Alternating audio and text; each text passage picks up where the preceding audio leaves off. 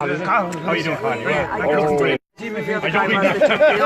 hello there folks, this is Dolan from Mullingar, in Mullingar, and it's actually at the Famine Walk, and I'm just after speaking to a few people here already, but I'm speaking to Caroline, is that right? Yes, Caroline Callery here from the National Irish Famine Museum at Strokestown Park. Well, Caroline, and is this your husband here? This is my brother actually. Go away. William Kelly. I'm walking in the footsteps of Mary Tighe, and Mary goes on the long journey to Dublin, what part of the 1490 from Strokestown, and her husband Bernard is already dead. So her brother William comes with her and her 5 children, and they made this journey in May 1847. Wow, and I'll tell you, you have your own baby and all here. My own little baby Maggie, yes, baby Maggie, and my son Daniel, who's 12, Catherine, who's 9, and as I try to save my family, leaving Ireland, taking the assisted emigration scheme that Dennis Mahon offers, I do save the family, but I pay a rather high price. That's the price of my life, my brother's life, and the lives of 3 of my children. Only 12-year-old Daniel and 9-year-old Catherine are the only members of our family to survive the journey to Canada. You're really living this. Yeah, absolutely. The history is involved with your house. You bought this house going back into the 80s. That's right, 40 years ago actually, wow. this May 15th. Yeah. And your husband then found all this information? And my father, who's a very young, 85 years of age. I have one of them. Quite an amazing man. Yes, after he bought the house, was in the back of the room one of the days and found all these boxes, and they were all papers, and it was actually the family estate papers. And one of the first papers he put his hand on was a famine petition from the townland that he had been born and reared in, and his family had lived in for hundreds of years. And it literally said, we're starving, we've nothing to eat, the potatoes are rotten, we've no grain, we've been to the Board of Works today, they've no work, they turned us away. And this veiled threat, we don't want to do anything contrary to the laws of God or the land unless pressed to by hunger, in capital letters. Wow. And that was August 1846, and of course by November 47 Major Mahon is the first landlord assassinated during the famine. But his assisted emigration scheme, 1,490 people. In 2014 we found the ship lists. We found the names of these families who have been totally forgotten, who have been wiped from memory, and we gave them back their names and hopefully some dignity.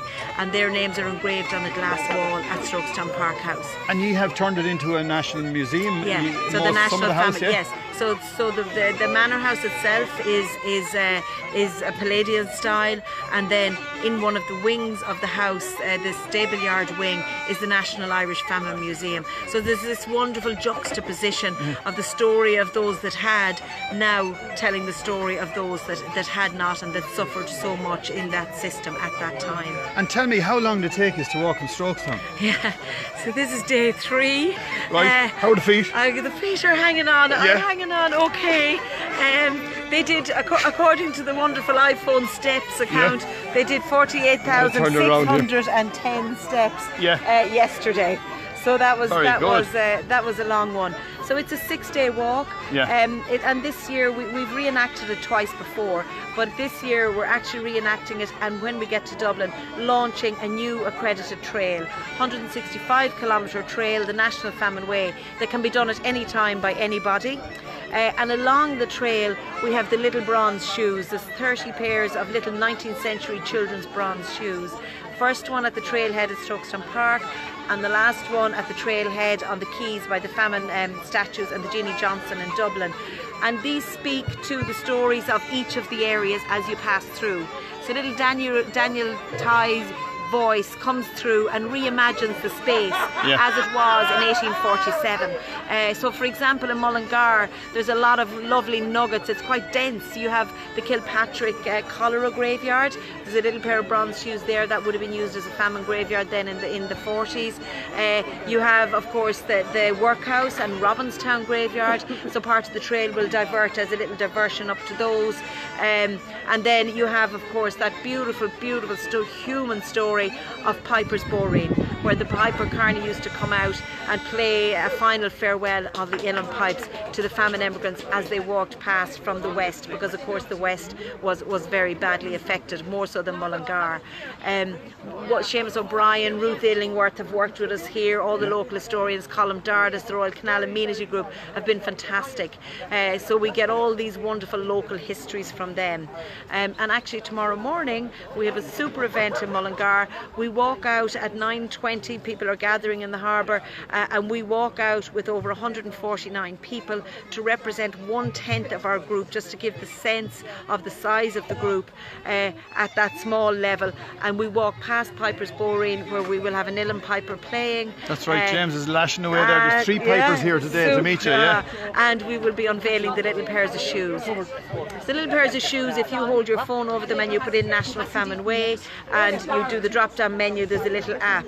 Wow. And when you go in on those, you hear the story of what this space was like through the eyes of Daniel Ty, who was 12 years at the time. And that's written by Marita Condon McKenna, the wonderful author of Under the Hawthorn Tree.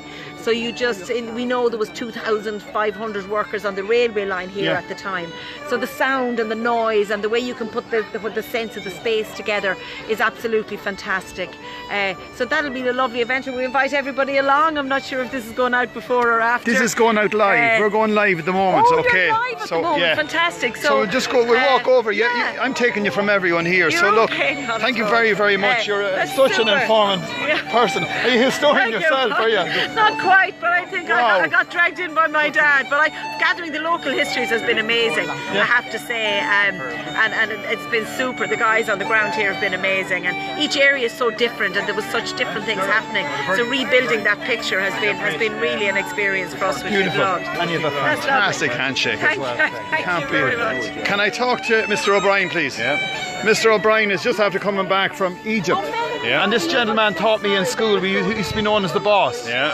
And still is the boss, because we just had a bit of crack there a few minutes ago. Tell Come on, Ray. Your trip away. Oh, the trip was marvellous. Yeah. Along the Nile, which is an extraordinary miracle, just water flowing right through the middle of the Sahara Desert. We went from Cairo down to Aswan, the Aswan High Dam, which really managed the river for the rest of Egypt. And we went from there down to the borders of Sudan, 2 temples which had been relocated because the creation of Lake Nasser, I should say, threatened to submerge these temples. So it's a marvellous country of 100 million people. Cairo, of course, the largest city on the continent of Africa, 30 million people, and just extraordinary, very good. You taught us Irish at school, so I mean this must have been a great lift to you. Were you ever in there in Egypt before, or was it ever on the list? Never before, never in Egypt. Yeah. And I was really looking forward to it, so it's quite different. It's a country that's emerging.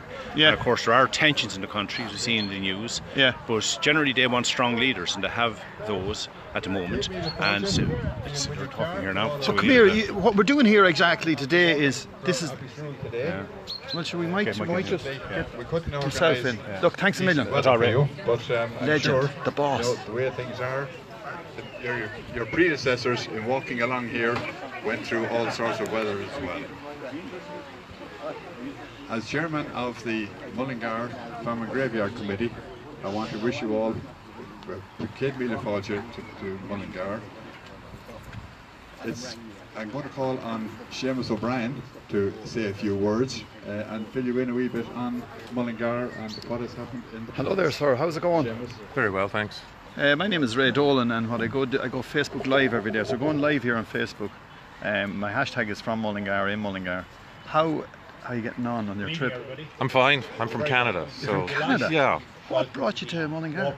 I'm the researcher for Strokestown Park. I've been the one doing the historical background of the 274 families. So I thought I'd walk the walk this time just to get a better sense of what happened in 1847. So I know a lot of these people through their records, what was left behind. And actually I'm dressed right now like Thomas Brennan.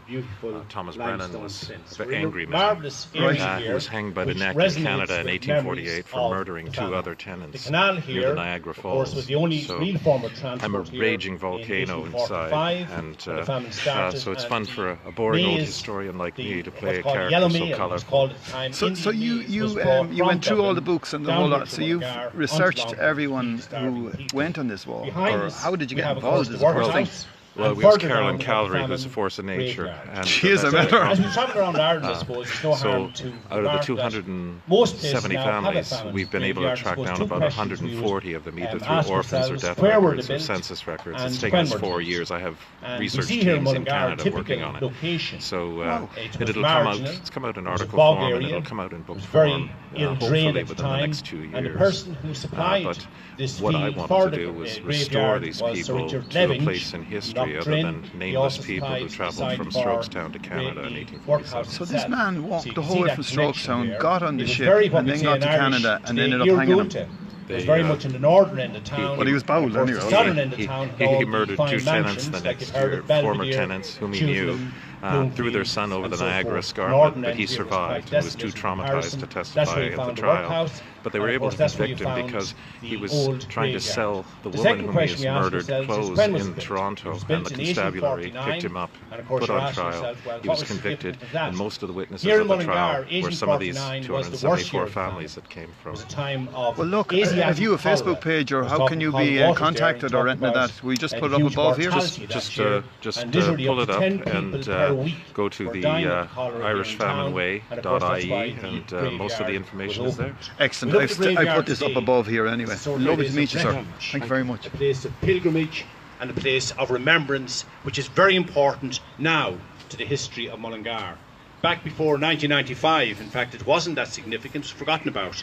But since then, Des here is chairman of the local Famine Graveyard Committee, and there's other members here, Owen Corrigan, we're all involved in it. And we've met every single year, and we'll meet this year again on the 26th of June to commemorate that event. So they're not forgotten. Caroline has done the same thing to make sure they're not forgotten. The people, the poorest people in Ireland who suffered so much. So this year, if you look in the Famine Graveyard, we often remark, surrounding it today is a railway, motorways, a commercial park, modern housing estates, a regional hospital, quite different to the Ireland, the people who emerged from the hinge coffins into the boggy field back in 1849. Quite different. It's a very different country. And it's very appropriate, I think, in the really well-off country we have today, that in fact they were never remembered more than they are today. That's a fact. So I think the reason for that, of course, is we feel confident and secure to touch into these very difficult areas. So we're delighted and honoured that Caroline and all the walkers, Cathal Porter, who has written a beautiful book on Famine Echoes, I think it was called, Cathal, a really good book, I recommend it. And he mentions Mullingar here an awful lot in the folk memory of the famine. So it's a really good book. Cathal has put that together. I think it's a classic on the famine. Christine Keneally is here as well, of course, the great author on the famine that's emerged. There's been many women authors, I suppose now they can be called feminists and feminists. I think that might be the word. But she's done so much marvellous work. Christine is here and continues to work on it. And as well, if you're passing through Strokestown, I absolutely recommend that you go into it. There's a beautiful restaurant in it, a marvellous bookshop in it. And if you get a chance to get a tour of the house, it's the best preserved landlord house. Of course, Mahan, the first landlord to be assassinated during the famine, but the house is almost exactly as it was. And of course, it was the Clearys there who have invested so much to make this happen. An incredible story. We're delighted to welcome them here today and wish them very well on their journey further up along the canal. Céad Míle Fáilte Roimh go léir.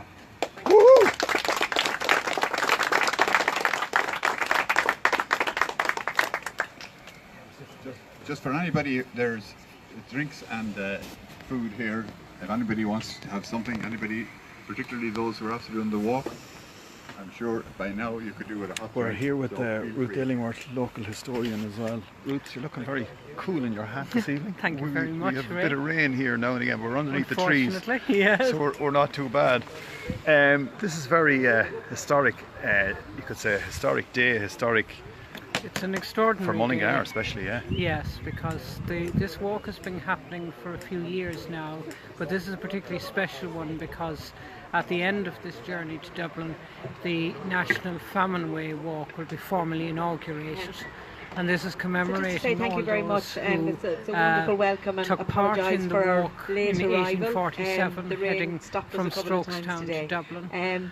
It's wonderful to they come, and it's arrived absolutely, this through is most Mullingar welcome. The as burger, the famine Dennis, was thank you at very its much. height, Thank you to the just Royal after Canal the Community death of Group Daniel and O'Connell. the Inland Waterways There Royal would have Canal passed branch. people lying, They've been starving very on the supportive roadside over and the on years. canal I suppose we're towpaths. absolutely delighted this They year. would It's have our third probably been reenactment passed walk. by But when we boatloads reached of Dublin, people heading last week towards we got Dublin full and, accreditation as a new were national emigrating. trail, And in 165 kilometre 1847 trail in the town called the of National Mullingar, Famine there Way. were It has a more than trailhead at 1,000 Strokestown people Park, and it in has a various trailhead at the what are famine called statues auxiliary by the Jeannie Johnson workhouses. in Dublin. One of them was actually so we're located absolutely delighted that for our around where third Dolan's walk, bar is now, that when we finish this time, it was it's a an trail old that can be done at workhouse. any It was time Over here we by just come out of the anybody. sound way. And of course the little bronze shoes then are in addition to a the brewery just the which signage had and the belonged to pathway. James Heavey.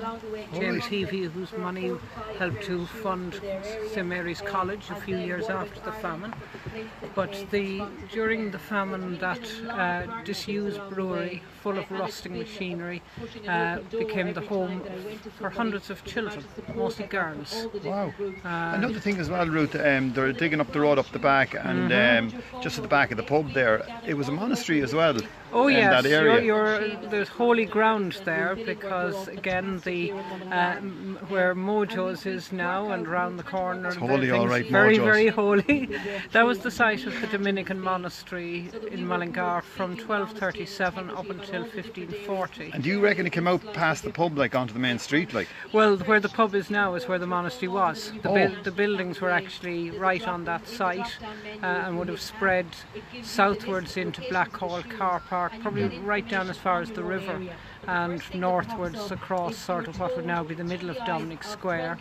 And they found a number of skeletons when they were building the Stevens Cook office, the Westmeath Examiner office, a few years ago, and they found skeletons over the years there, so it's not a really surprising find, because the monastery was there for 3 centuries. Because I noticed it down there when they done the all the pictures on the walls. Yes. Lucy and all the group. We put in the Dominican monastery. Oh, that's right, you were involved in that. I was indeed, and we did a beautiful picture of what the monastery would have looked like, and the monks.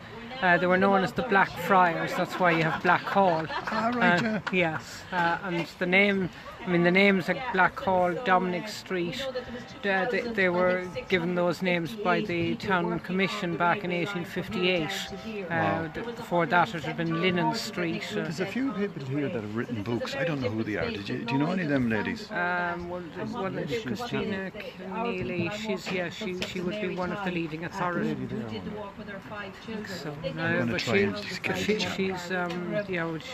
Christina is one of the leading authorities on the famine period in Ireland. Cheers. Central to the national